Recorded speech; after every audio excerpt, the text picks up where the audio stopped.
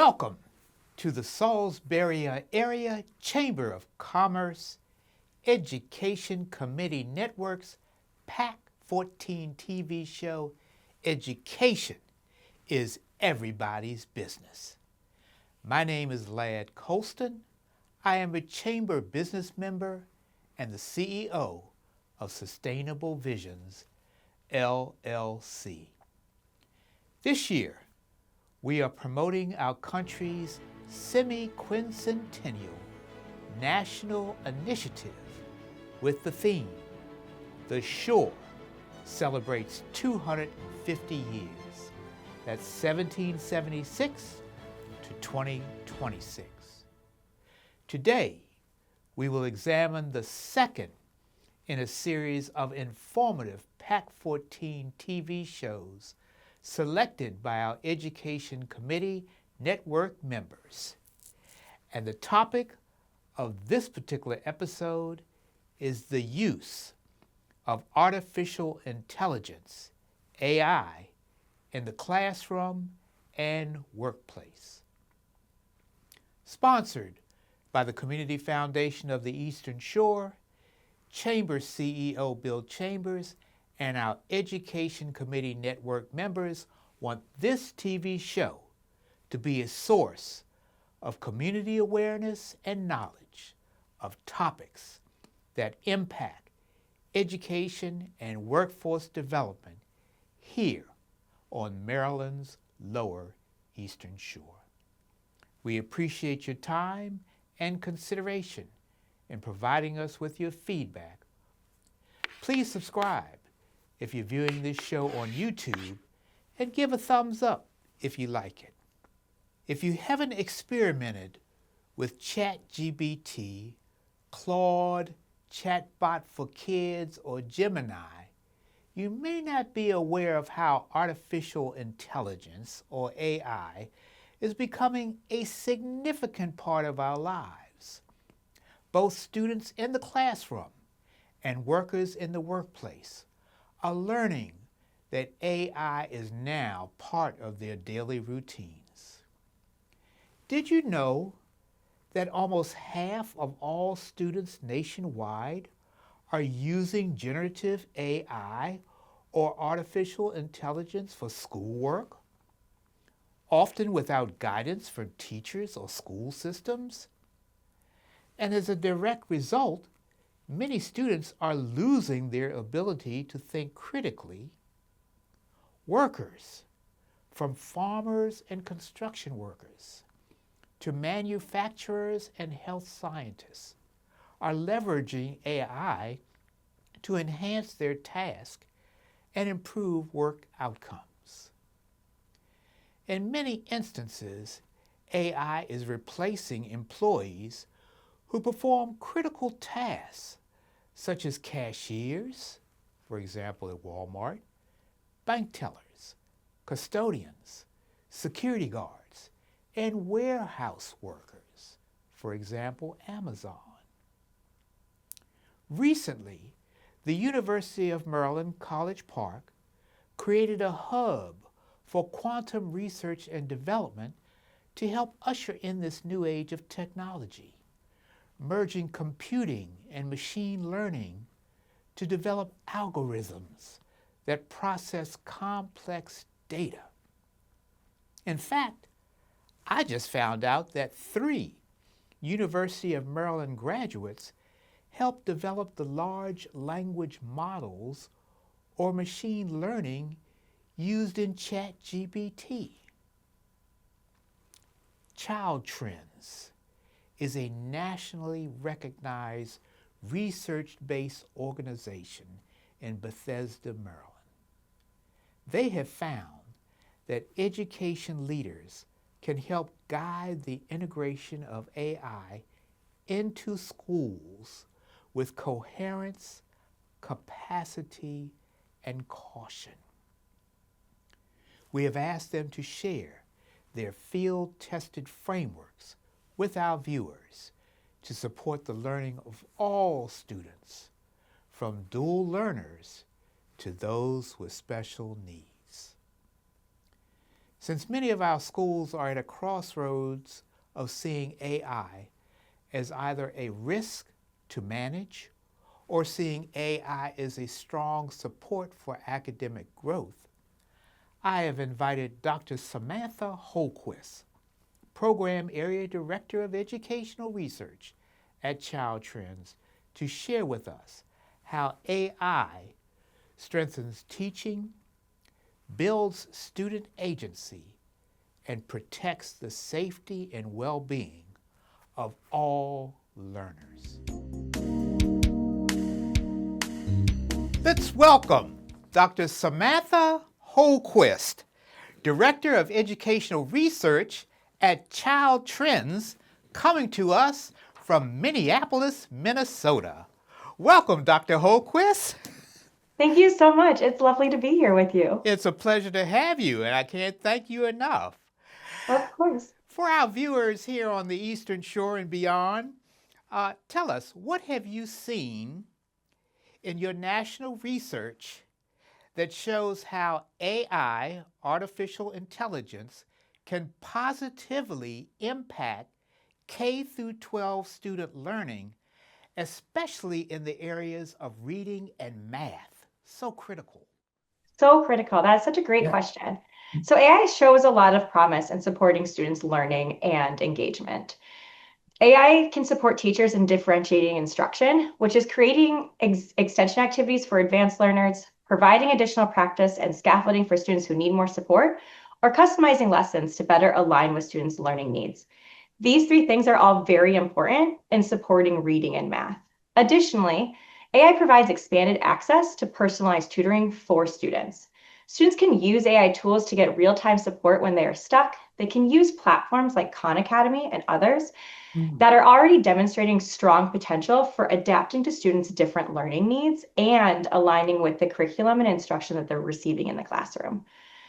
And then additionally, teaching AI in schools is preparing students to be ready for the future workforce. AI will likely be embedded in most careers by the time students get into the workforce, and schools have a responsibility to help students learn how to use these tools thoughtfully and productively. AI needs to be used in ways that are supporting students' learning and not supplanting their learning.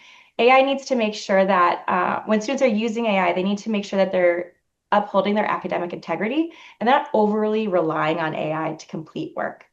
Additionally, there's some questions about how students use AI and whether it's bad for their mental health and well-being. Some students are using AI as a friend or a counselor. There is limited evidence that shows that this is safe or effective for them. This is why I reached out to you, because I saw your research article, and for our viewers out here, this whole aspect of AI impacting on education positively or negatively. But what I found is that your study, and I'm going to ask the question to you, if you could share with our viewers your research-based and field-tested framework.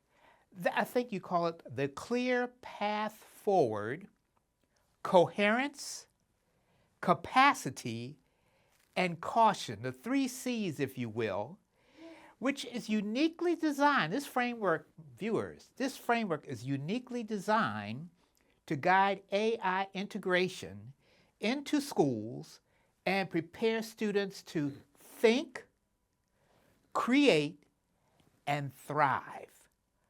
Please tell us more. So we designed this framework in partnership with six school districts across the country who are integrating AI into their classrooms and school systems. At Child Trends, we talk a lot about AI coherence. When we say AI coherence, it means that AI fits with what schools value, how students learn, and how classrooms actually work. I often say that AI without coherence is adding a new technology to a classroom without a lesson plan or a purpose. It looks innovative, but it doesn't actually improve learning or teaching. So first, for the AI coherence framework, there's actually, in relationship to coherence, capacity, and caution, we have 4 different ways in which we think about coherence that help us get to coherence, capacity, and caution. The first one is aligned with caution, which is technology coherence. Is using AI safe transparent, and appropriate for students. So we want to make sure that the tools are safe and age appropriate for students. Not all AI is appropriate for elementary school students, and there's a lot of questions of whether elementary students should be engaging with AI at all. Additionally, middle school students need a lot of guardrails around how they use AI because they are often using AI in the ways in which the teachers are telling them to use AI rather than experimenting with it on their own. Whereas in high school, they're ready to experiment. They're ready to use AI in the ways that help them advance their learning. Also, there's a lot of caution when it comes to AI. AI is not neutral. It was trained on humans who are inherently biased. Further, schools need to understand the risk before adopting AI. And then going to curricular coherence, this is when we're thinking about whether or not we're using AI in the ways that align with students are learning in the classroom. So AI should be supporting grade level standards and approved curriculum, and it should reinforce correct content and methods, not shortcuts. Oftentimes we see students using AI to support them in their learning, but AI doesn't know how the teacher taught them how to complete a math problem or write a paragraph. And so they're not actually learning in the same way that they're getting taught to learn in the classroom, which we know is an evidence-based best practice. So we want to make sure that as school districts are using AI, they're paying attention to whether or not it's coherent with what's getting taught in the classroom. There are new tools that are coming out that are coherent with the curriculums, the ways in which teaching and learning is happening. And so we just need to wait for those tools to come out and for us to test those tools so that we can make sure that they are effectively supporting teaching and learning and aligning with what students are actually learning in the classroom. Next, we think about pedagogical coherence, and this is when we're really leaning into capacity. So we need to make sure that AI is used in the ways that support how students learn and not just what they produce. So AI should be promoting thinking, reflection, and skill development. It shouldn't be supplanting what students are learning. It should be enhancing what they're learning. It should also help students learn from feedback rather than replacing the learning process. So a great example is that when students are maybe writing a paragraph, and they're feeding that paragraph into AI for feedback and it's like help in structuring their argument, that AI is giving them helpful tools for structuring that argument and not just rewriting the paragraph for them and then them submitting that. And then this is where capacity matters the most. Teachers need training and time to use AI well. If teachers don't know how to use AI, then they're not going to be able to support their students in using AI. So we want to make sure that teachers are able to use AI before we introduce it to the classrooms. And then finally, we think about implementation coherence, which also aligns with capacity. And that's using AI in ways that are realistic, consistent, and supported across classrooms. There are so many tools out there in the education ecosystem that teachers could use or students use, but not all tools are helpful. And so we don't want AI to be another tool that's just in the classroom, freely used and not have guardrails or really purpose behind why it's getting used. And so there needs to be clear expectations for teachers and students of when AI should be used, when it shouldn't be used, how it can be used, how it shouldn't be used. And then also families need to understand when and why AI is being used. There's a lot of questions from families about whether or not it's appropriate for AI to be showing up in classrooms. And so we want to make sure that school districts are clearly communicating with families that they're using AI in ways that are productive for student learning, are aligned with ethical standards, and are supporting student learning rather than supplanting student learning. Well, wow. That is quite a bit of information. And you imply that some tools have not been developed yet. But for example, right now, have you seen any AI educational or technology tools that you would recommend, not only for teachers, but also employers to use to help guide them to successfully implement AI, if you will, both into the classroom and the workplace? Yeah.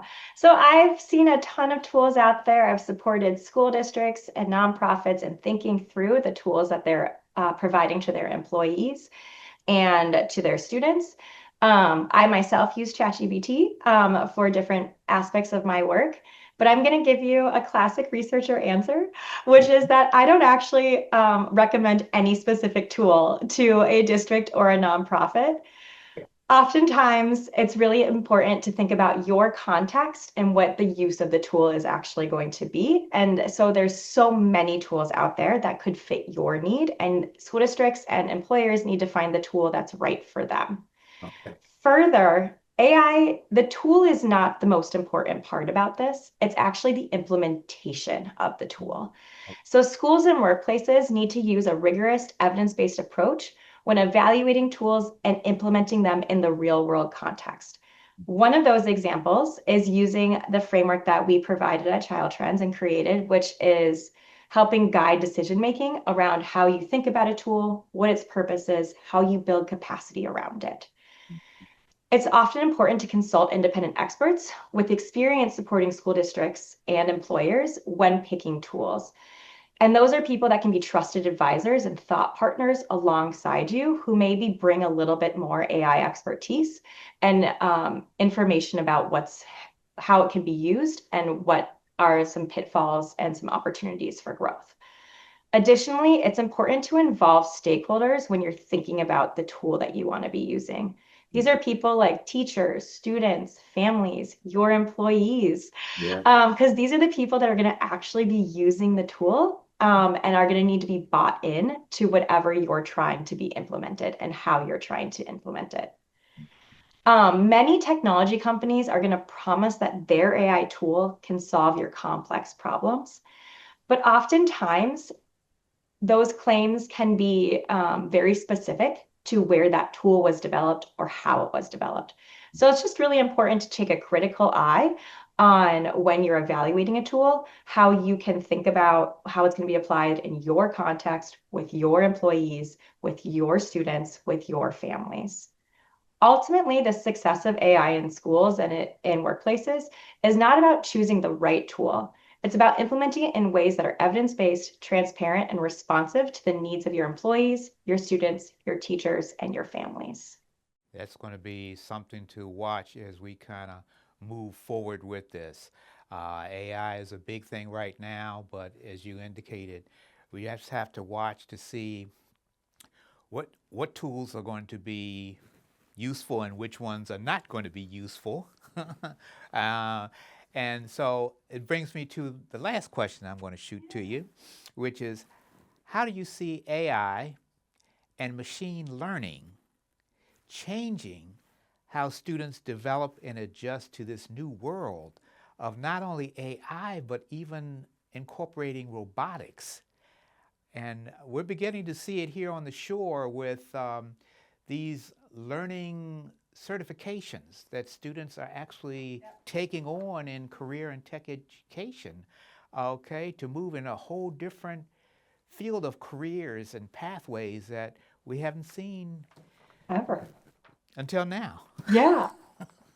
I think it's so very cool how quickly schools are adapting to the new landscape of AI and machine learning and how that all can be brought together into support transforming the ways in which students are learning and then where they can go in their careers. When I was a student, I would have never thought that this was even an option or an opportunity. And so it's very cool to see what's happening.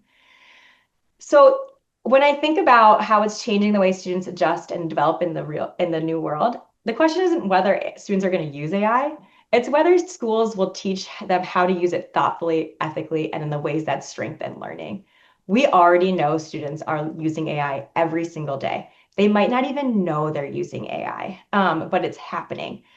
And so with the dawn of the new explosion into AI, I think about what happened with social media. We have the opportunity right now to be proactive in the ways in which we're teaching students to use AI in ways that we weren't with social media. With social media, we took a stance that was very much like students shouldn't be using it, youth shouldn't be using it, we should keep it away from them. We didn't teach them how to use it effectively in schools. And we have all of these complex problems now from the use of social media in ways that were not productive and that were extremely harmful for our youth. And so when I think about the opportunity that we have in front of us, is that we have an opportunity to set clear guidance on how students use AI in ways that support their learning and not supplant and not replace it. We also have ways in which we can think about how we can make sure that AI isn't harming students and not negatively affecting their mental well-being, how they're existing in the world. It's not replacing friends. It's not replacing important mentors. It's not acting as a counselor.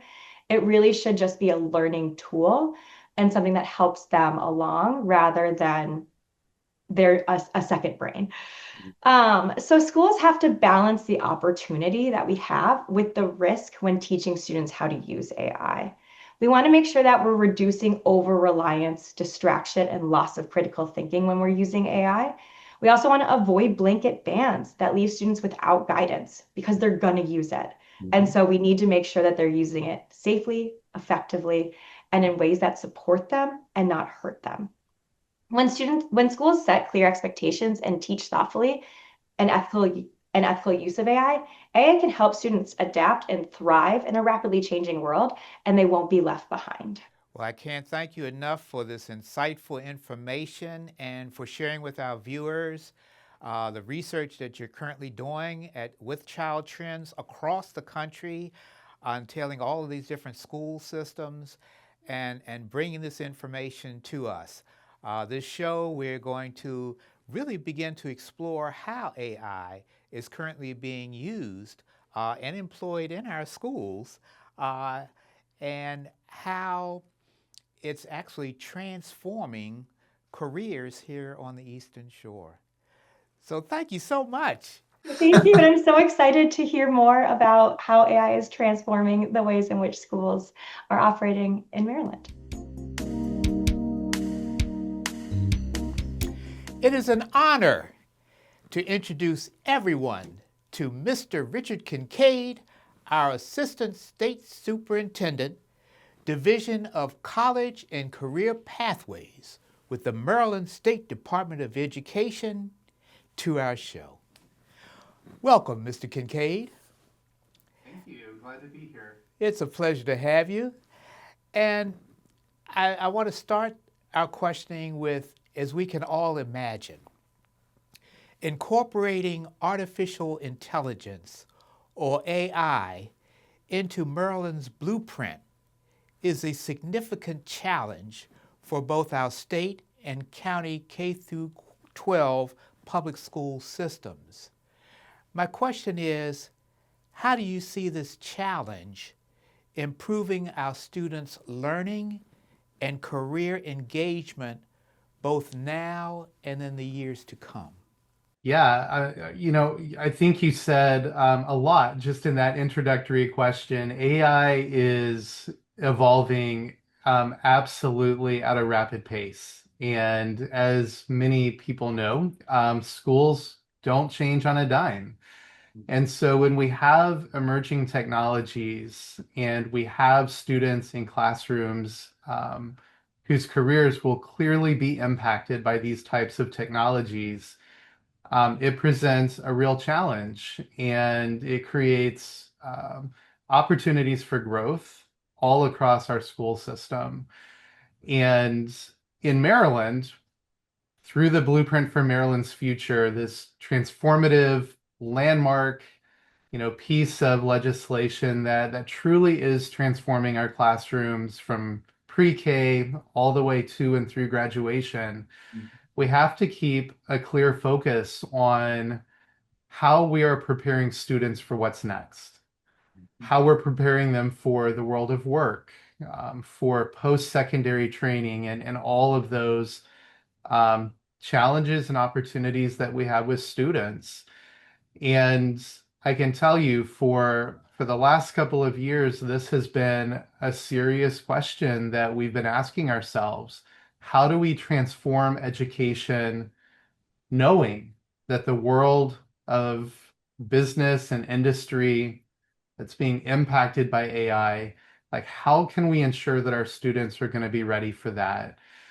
And ultimately, what we have realized through a lot of conversations around the state is that when AI is aligned to the blueprint, it becomes an equity tool. It helps us to personalize learning in all of our classrooms without lowering expectations. And I think we've come to that realization. And really there are 5 key points on this that I think are important to just sort of lay out there. First, the blueprint in and of itself is fundamentally about equity, rigor, and relevance. And AI becomes a useful tool when it can strengthen those aims rather than distracting from them. And so making sure that we have the right training and professional learning for our teachers so that they are able to present students with incredible tools and opportunities to learn those tools. I think second, from an instructional perspective, AI becomes powerful because it allows us to do precise differentiation. What I mean by that is teachers can utilize these tools to adjust things like pacing. Literacy is a big push for our state, and AI can allow us to provide supports around reading complexity. It can help us improve feedback cycles when students submit work and also to practice opportunities in ways that might be very difficult to scale across the state if we didn't have some sort of technology to support those underlying efforts. I think third is AI shifts learning from a one-size-fits-all model to responsive instruction, which is particularly important for a number of our students across the state who are multilingual learners. Students with disabilities and students who are off grade level, particularly in math and literacy. AI tools can provide supports for them that and open up an entire world of opportunity for them that maybe an individual teacher may not feel completely equipped to support entirely on their own. I think fourth, to your point, on career engagement. AI demystifies tools that students are going to encounter in every single profession that they're going to move into, not just technology fields. So we're not talking about, the STEM education from the early 2000s. AI is permeating every single facet of the world that we live in. You can't even open up Microsoft Word anymore without Microsoft Copilot trying to offer you new and refreshed ways to sculpt your words. And so this exposure to AI in our classrooms can build fluency, it can build confidence, and when we use it to question the output of AI, it can also help us hone critical judgment skills of being able to determine what's right and a bit incorrect, right, for students. And then I think our final point around this that we've learned is the long-term value of AI isn't in the way that it can automate tasks, but in the way that it can provide agency to students. And so what I mean by that is students learn how to ask better questions, right? So by developing prompts at a low level, right? So you're using something like ChatGPT. Prompt engineering is real when you are able to ask accurate, pointed questions. The output from the AI tool is that much stronger, right? And then you are able to evaluate those outputs. So it's that critical thinking component with students that helps to emerge. You can apply judgment.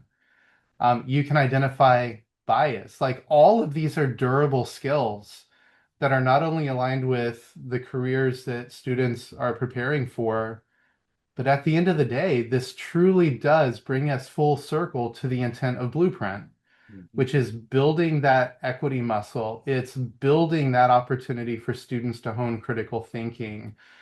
And at the end of the day, it helps us as schools to better prepare them for the world of work that they're going to be moving into.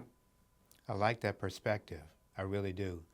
Uh, for our viewers, is it possible for you to inform us what you and the Accountability and Implementation Board, that AIB, are observing and learning from AI infused curriculum pilot programs and success stories reported across the state of Maryland?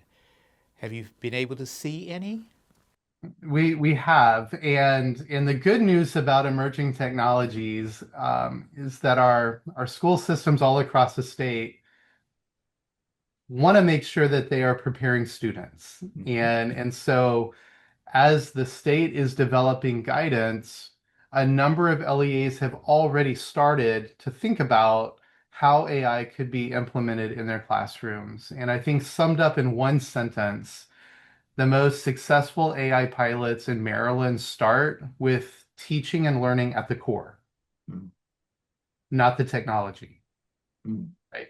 And so thinking about what it is we want our students to be able to know, to be able to do, to demonstrate, connected to that high quality curriculum and instruction that we know is so critical when you're thinking about math and literacy skills, and then finding very specific nuanced ways that AI tools can help elevate all of those things. And so the most successful pilots, I think, are those that are purpose driven.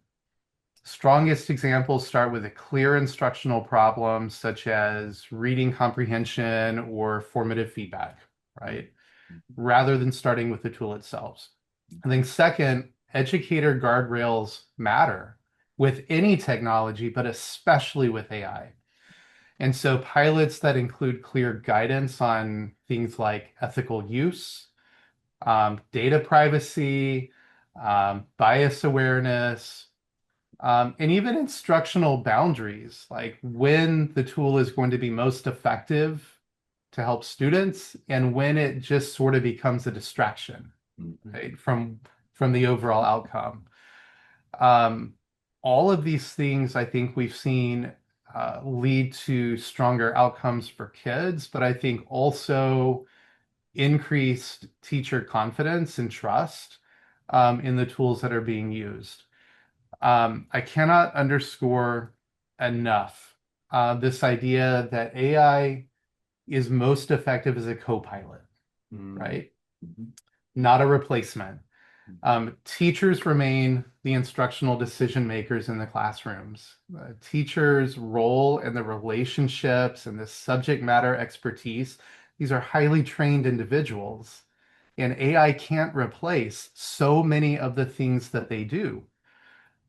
But what AI can do is enhance things like designing lesson plans, providing some suggestions or ways for teachers to provide feedback that's meaningful and targeted to kids.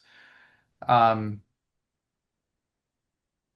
think it also provides teachers with ways of differentiating instruction that maybe they hadn't thought of before, right? It can really be a benefit and an aid as a thought partner on ways that we can reach students that are not on level, or even students that are in, our gifted and talented or advanced academics program. Students in a classroom run the entire spectrum, and we ask teachers to be subject matter experts on where every single one of those individual students live, what they know, what they're capable of doing, and how to pull the best things from them, right? And AI can provide some of that thought leadership and partnership for teachers. When it's used in that fashion, I think we haven't yet seen the amplifying impact that AI can have on that incredible instructional leader that's currently standing in front of the classroom.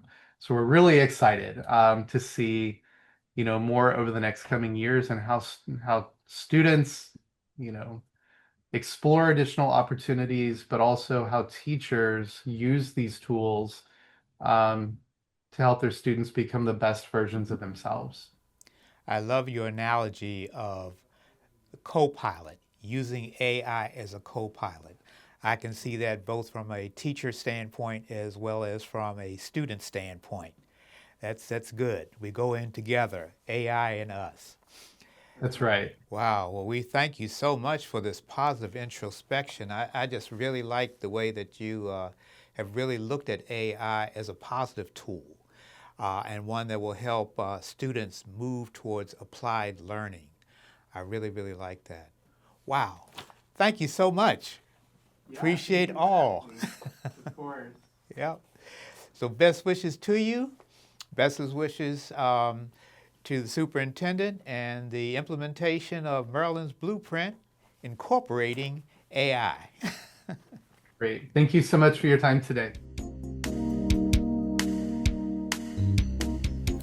Lastly, let's see how AI, or artificial intelligence, is currently being used right here in our local county schools here on the Eastern Shore.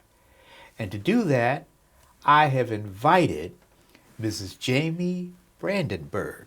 She is a Cisco Academy instructor with the Career and Technical Education Program at Wicomico County Public Schools.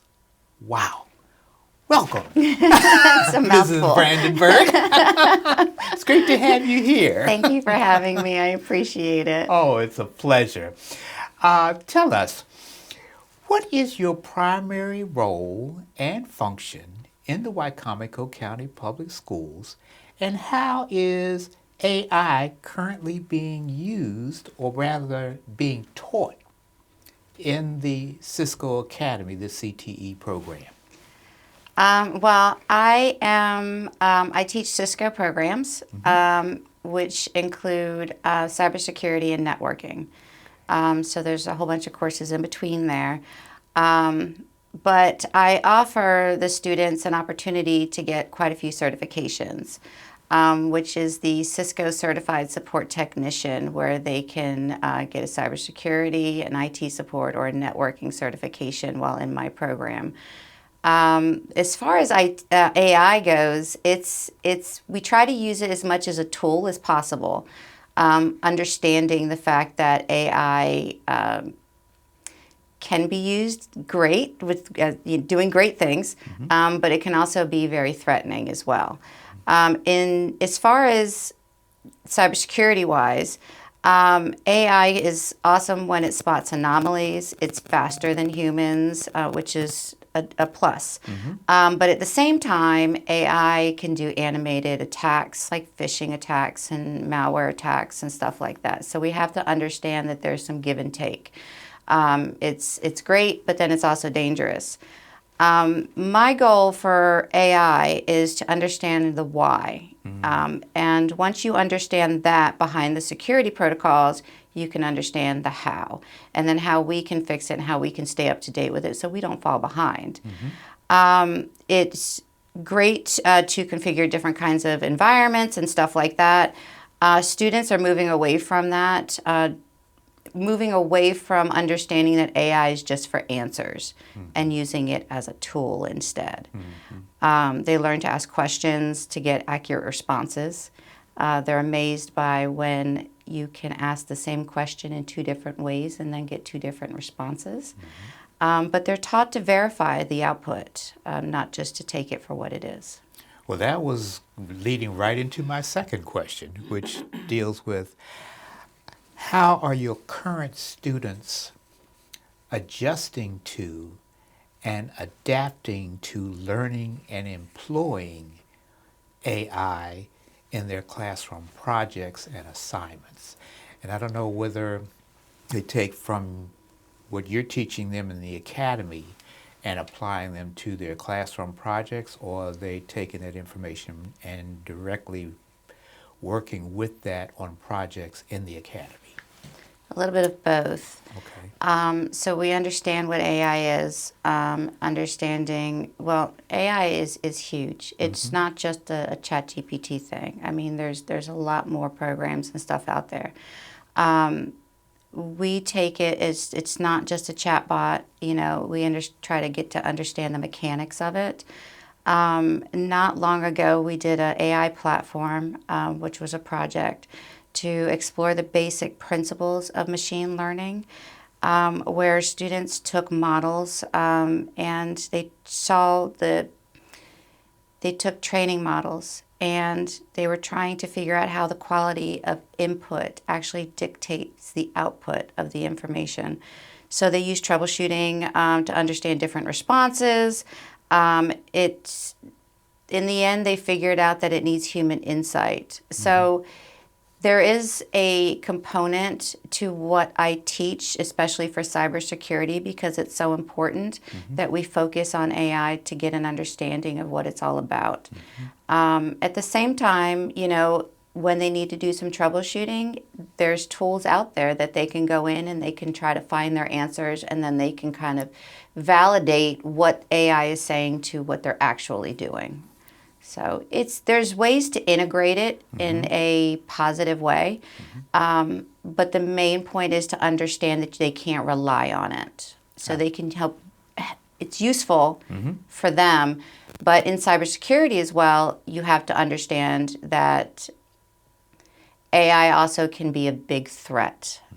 Sending out phishing emails and different things like that is threatening, you know, our networks, our county, you know, the Board of Ed. So it's an idea of understanding that and trying to find that. And like I said, once they figure out the why, they can figure out the how. Well, I appreciate you expressing the human control of machine learning. Yes, yes. AI is great, but if you don't get that validation, and only a human can validate it, you know, then it's not worth anything. True, So, true. Just stuff on a screen. Well, tell me, as an instructor in the Wycomico County Public School System, what are some of the positives and negatives that you are observing as artificial intelligence, or AI, is increasingly being used not only by yourself, but by your colleagues, by other teachers, by staff, and even administrators in the school system? It's great, actually. There's so many programs out there that are useful for anybody who works in the Board of Education. I use it. I can take a document and I can upload it to a site, and it'll hand me lesson plans and projects and multiple choice questions and all of that. I mean, there's so many things out there that it's definitely useful. And of course, I have to validate it. Yes. I have to look at it to make sure that it's right. But it saves me time, and it saves teachers time, and they absolutely love it. And they're always telling me, you know, oh, I did this with that, and I did this with that. And having certain tools out there to help us gives us more one-on-one time with our students. Truly. It frees up our time. So that's a huge benefit. As far as like the county as a whole, I mean, it helps them, you know, detect anomalies and things like that are in the system, you know, logins that aren't supposed to be happening. And it's saving them time. At the same time, you know, we have to look at the threats of that, you know, because AI is sending out phishing emails and stuff like that. So we can monitor the traffic and the threats, but at the same time, we have to watch for, you know. But the only problem, and from a teacher standpoint, I find it very, very beneficial. From a student's standpoint, we risk losing the foundations of troubleshooting, hands-on doing it yourself, just because sometimes students feel like, well, it's faster, I can do it this way, Right. and they think they can get the answer. So we risk that, definitely. But teachers love it because, like I said, there's so many platforms out there, and it does save us time, and it gives us more time where we can spend one-on-one time with our students. So it's great. I mean, I love it. I have a love-hate relationship with AI in education because it is so beneficial. It's just making sure that we watch out for our students and to let them know that you still have to do the work. Well, I respect all that you're doing in the Wycomico County Public School systems, and I just like the aspect that we're actually teaching students to get involved with cybersecurity, okay, as AI is being introduced into the curriculum across the board. And we have one of your students who we are going to interview next, Yes. Mr. Elliot Dumone. Yes, very good. He is definitely ahead. He's got a different way of looking at things, which is the kids find very fascinating because he is a very intelligent young man, so he knows quite a bit. But I think he also understands because when we go over certain things, AI is growing fast. Cybersecurity is constantly changing. Yes. And I definitely encourage lifetime learning. And luckily, we live in Wycomico County that really does have a strong commitment to CTE, and they support their teachers and balancing, integration and everything else for everything. So you have a very good young man that's going to come up, and I'm sure he's going to fascinate you. All right. You hear that, viewers? Here he comes. Thank you. Thank you so much. As a quick demonstration of AI being employed by our county high school students, I've invited Mr. Elliot Dumone to demonstrate his coding skills using AI in one of the most interesting projects that you're currently doing in your computer science course. Is that correct? Yes. So currently I am taking a class called Foundations of Technology. It is taught by an amazing teacher. He's really cool. But basically it just goes over the basics of, how we can use computer code to interface with things we use in our real life, day-to-day lives. The current unit is about AI. One of the things that we are doing currently is we are using AI to determine whether roads are safe to drive on. So one of two elements that the user can input into this, well, it's not a real app, but it's, one of the elements that a user can input is drivers that are on the road, so like how many drivers they've spotted so far and what the current temperatures are like outside. So what has happened is we have given the AI all of this training data to work off of that we've collected from surveys and stuff like that. Then we've trained it so it knows whether or when to correlate things if it's safe to drive or not. And then when a user inputs the amount of drivers and the temperatures outside, it can then make an educated guess on the safety. Fascinating. That truly is fascinating and something that we can actually use. Yeah. I love it. Tell me, have you found AI to be a helpful tool for you and also for your peers at school? Yes. So sometimes when I'm coding some of my own little personal projects at home, there's this wonderful tool called GitHub Copilot. It is basically ChatGPT, but it has updated information on computer sciences and all that. And it can also cross-reference code projects that you've made in the past.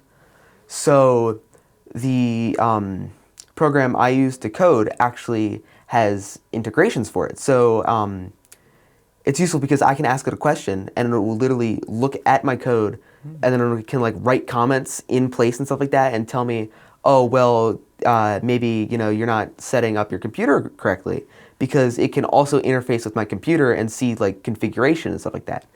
A couple months ago, I was trying to code a project in this one coding language called Python. And it's really iffy how you have to get it running on the most popular operating system, Windows. You've got to do all this back and forth, blah, blah stuff. So I asked it, hey, my file isn't running. What's up with that? and it went into the console, looked through the errors that were presented, and said, hey, you don't really have this one program that you need in order for this to work. Here's a link where you can get it. I grabbed it, ran it, and my code worked fine. Great. Now, you're also in the CTE program, okay, and that's cybersecurity, is that correct? Yes, that's correct. And do you have a career in place for that certification that you will acquire once you complete it? So I'm looking at kind of a couple things. Okay. Not only is the Cisco thing cybersecurity, but we also have certifications for help desk. So that's like customer support. So when you call in to somebody like, hey, my thing isn't working, that's what help desk is. There's also one for general IT. So that's like if it's just, your office's IT and stuff like that. There's networking, which is dealing with all like the nasty little cables that run around the office and making sure the internet works. And then there's cybersecurity, which is making sure people's data is safe from anybody who wants to come and do whatever with it. I think they may have added a fifth one recently. I don't quote me on that one though. I'm not that sure. Okay, it sounds like a segue into computer engineering. Yeah. That's what it looks like.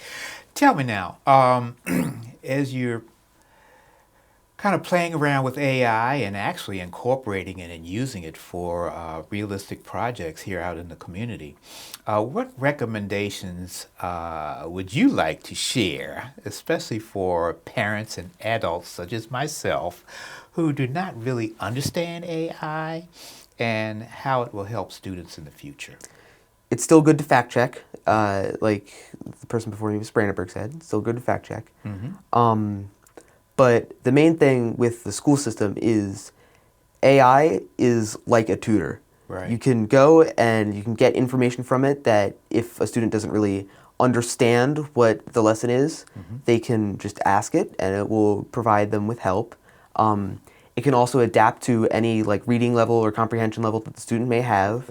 But they have to know how to communicate with Yes. the AI.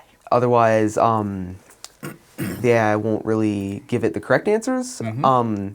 There's this known trend from, I'd say maybe a month or two ago on one of the earlier versions of ChatGPT. If you'd ask it if there was a seahorse emoji, which there isn't, it would go, yeah, sure, certainly, here it is. And then every time it would try to type one, it would go on a long tangent of like, wait, that's not it. And it generated like full like 5-paragraph prompts trying to figure it out. So you do want to use it, but you want to take it with a grain of salt. It's I'd say you want to use it in tangent with also Googling stuff. So best example I can give is in the coding world and in the technology world, there's this help forum site called Stack Overflow. Users will ask questions and then people will respond with their best answers. And then whoever has the correct one, the person who asked the question, can come in and put a little check mark on it to say, no, that's it. So users who have the same question or the same issue can go to that post, see, oh, there's the answer, and then grab it. So I think AI should be used in tangent with something like Stack Overflow so that not only are you getting answers that are written by an AI that can know a lot, Right. but you're also getting answers from users who have had the same experience as you and have some context. Gotcha. Wow. Well, thank you very much. Of course. Appreciate that insight. And I wish you the best in your career. Thank you. All right.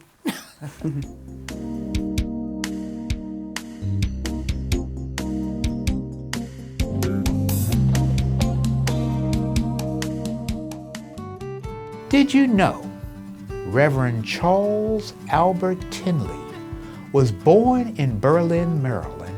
He was both a pastor of the poor and a gospel songwriter. He is famously known for his song, I'll Overcome Someday, which was adopted by the Civil Rights National Movement as its anthem, We Shall Overcome. Reverend Tinley also wrote many other popular songs, including the hit Stand By Me, recorded by legendary soul and rhythm and blues singers Ben E. King, John Lennon, Otis Reddy, and Sam Cooke. He also wrote the song We'll Understand It Better by and by. Well, this brings us to a close for our second episode of Year 4, where we continue to promote the theme, The Shore celebrates 250 years, 1776 to 2026. Tune in for our next episode, where we will examine the topic, the economic impact of homelessness and poverty on the shore. Until then, remember, education is everybody's business.